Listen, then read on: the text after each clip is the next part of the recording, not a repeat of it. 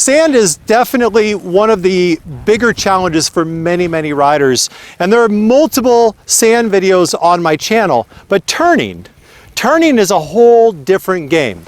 Oh, it's a game. Yeah, it's a game. Okay. It's fun. Remember, attitude matters. Hazing.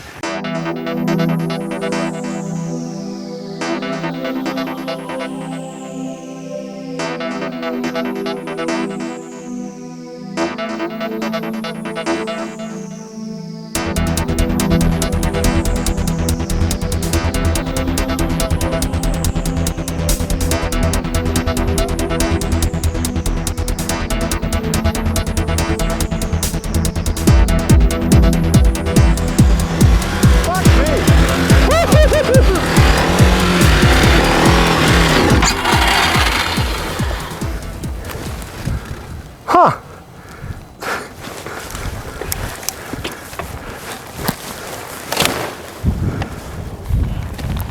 Riding in the sand in a straight line can be struggling, but nothing is more difficult than turning.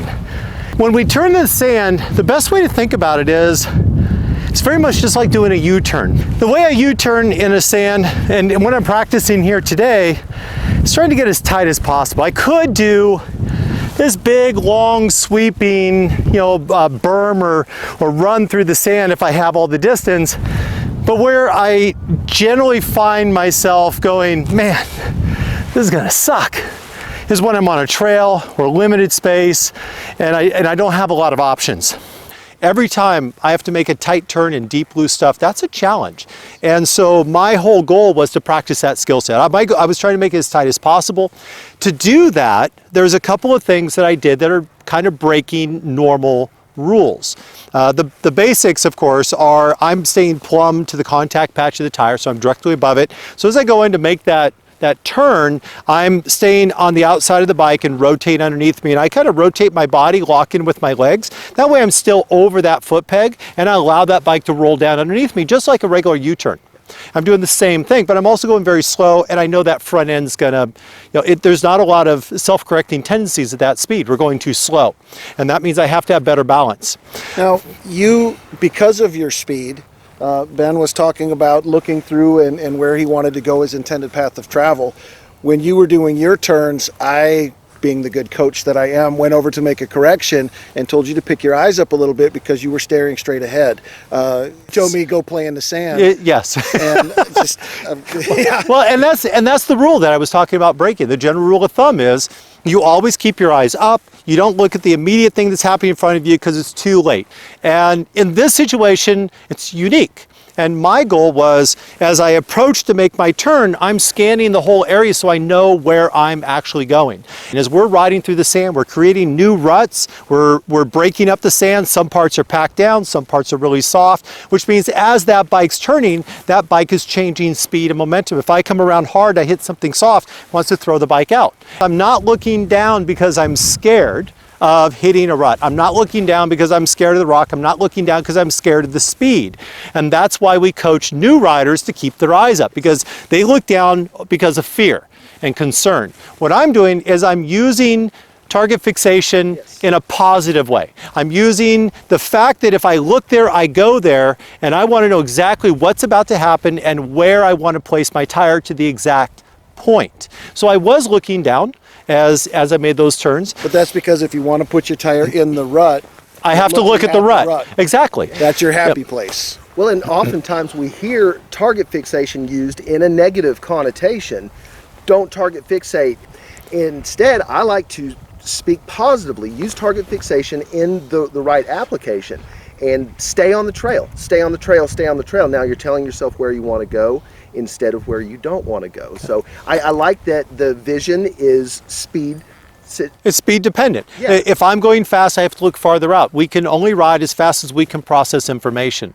And if I'm riding very rapidly, I need to be looking farther out because I need more time to process. If I'm going very slow, I can look down in front of me. And we know this from being on the trail, because we say things like we have to look way out, but when you're on a trail, you may only get a bike length of view. Right. That's as far as we're looking, and we're only riding fast enough to process and to react and to deal with whatever happens in a bike length, which means we're going really slow. Right. Once I look through the corner and it's clear, I'm going to actually drop my eyes down so that I can see the changes in the sand, the consistency, where it goes from deep and soft to maybe a little more packed underneath it. If there's a tire rut or some change in it, the changes are going to happen very rapidly as I'm riding through. If I'm going slow and my front tire hits a berm or a rut, it's going to slow rapidly, and that's going to push me out of position, and I'm going to have to dab to get back in position. If I'm going too fast, it can slip out from underneath me, and again, if I'm out of position, I'm just going to be picking up the bike. If I'm in position, I may have to dab to get back up. And I like to think about a dab as reestablishing balance. We're talking dab, right? We don't say plant, we say dab, which is a kick. As we come off the bike, we lose balance, we kick off the ground to get back up onto the foot pegs, because I think we all agree that's a great place to be. Better to be on the pegs than the pegs on you. Exactly. Absolutely. My body is going to be in a neutral position, trying to balance between thrust, balance where the front end isn't getting buried, and enough traction to keep the back actually moving. I also need to be in a position where I'm not holding onto the bars, there's no weight on the bars, and I'm not holding on for dear life. The bike's got to be able to move left and right. As it's moving through the sand, it's going to naturally fishtail. You're not controlling the direction of the bike. You're allowing the bike, let me say that again, you're allowing the bike to find its way through the sand. It means you have to stay light enough on the steering to let that front tire search, and you just stay in one place and you let that bike just search and follow all the way through. The general rule of thumb is that we're paddling, we have to get thrust, which means the back tire is going to be spinning. What we don't want to do is spin the tire so much that we end up digging the bike down into the ground. I can't just manage with throttle. It's too abrupt, the bike will pitch, that's a problem.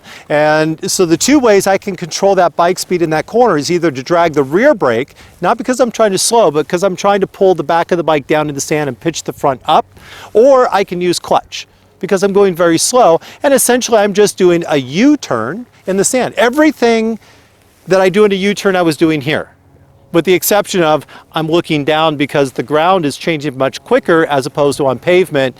I don't care about the ground, so I'm looking over the back of the bike because that's where I want to go next. The handlebars I'm going to turn as tight as possible, knowing that as I turn them, I'm going to create a berm in front of that tire. That's going to change my speed. Now I'm going to clutch it through so I have enough thrust. If I'm going in a bigger arc, I can just use throttle, but in the small technical turns at 90 degrees or what I'm practicing today doing U-turns, I may have to clutch it so that I keep enough thrust, keep moving, but as that bike changes, I'm not being thrown around on that throttle. And then once I'm pointing in the new direction, my eyes are up, I'm looking down in my new path of travel and away I go. Now Paul, you're not a sand guy. I hate sand. And not as much as mud. because attitude matters, attitude right? Matters. So and you were also trying some different techniques because you and I train together, and we train with a very conservative method, conserving energy, no wheel spin, balance, all these sort of things, right? I'm on street tires, and I'm working on some new techniques, and I was trying to stay under power as Ben had instructed me earlier, and to let the bike spin. Well, that freaked me out a little bit because I'm not used to it. As I, making the bigger turns, I was doing okay, and I was kind of having fun, and I was like, all right, this is cool. And then I got into some of the slower turns, and instead of powering out, as soon as I felt the back wheel break loose, I instinctively buffered that power, and when I did, the front end dug in, and I could have dabbed as hard as I wanted to. I wasn't kicking the earth away, and then I got to pick up my bike. Once your butthole slams shut, nothing else will function. You can't blink, you can't close your mouth. It just pulls everything back. I'll let you guys keep. Hey folks, we appreciate you watching the channel and hope you have some great tips from here to go practice and to get better and to build some confidence. Remember, attitude matters. If you go into this with a bad attitude, Paul, embrace the suck. Sand sucks. But if Embrace it. But if you go in with a positive attitude, you're much more likely to have success. Remember, failure is the route to success. Without failure, we don't gain new successes, and it makes it much more enjoyable when we are successful. If you want to train with Paul and I in person, you can do that by going to BretTkacs.com. We train in the United States on the East and West Coast. You'll find that on the website. Occasionally I'll do some international stuff as well, so you can take a look at that.